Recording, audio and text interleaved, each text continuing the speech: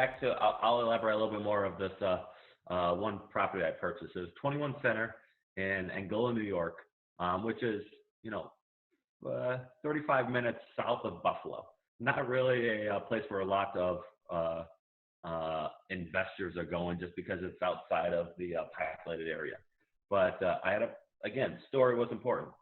This woman lived in Amherst, New York, had one rental property only that was really a distraction for her. She owned it in Angola, and her goal was to move to Florida. Money wasn't important to her. She was wealthy, but she had a rental property, and she just wanted to cut off all ties to the Buffalo area and just move on, be happy in the sun. Money wasn't important to her. How she sold it wasn't important to her. She just wanted to get rid of ownership, maintenance of this rental property. She didn't want to deal with tenants in Florida.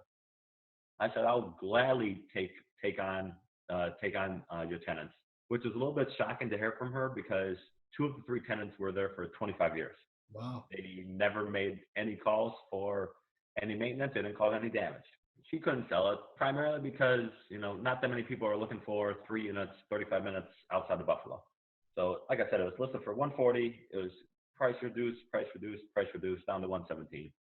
I said, what do you want to accept? Do you want to accept 100,000, 105? Or do you want to accept 117 and I'll pay you a 6% interest if you lend me $40,000? She's going to get a big chunk from the bank, and she's going to lend it back to me, just a portion of it, $40,000 at 6%. I told her, even prior to making an offer, what was her plan with the money upon sale. Her plan was to just keep it in the bank. So I said, give me $40,000, I'll pay you 6%. She was thrilled with that idea. I said, you'll have a lien position on my house. Worst case scenario, you could, if I stop paying you, you could buy the house back and start it all over again. I ended up, we had like a 7-year mortgage. I ended up refinancing, and because I gained equity, and I paid her off in 3 years.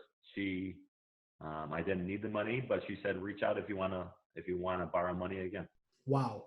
So, find out what the person's goal is and try to meet their goals while benefiting as much as possible. My benefit was I bought this property with no money out of pocket. I put money in my bank account for closing on this property, and I cash flowed from day one. That's amazing. I absolutely loved it. That was a fantastic opportunity.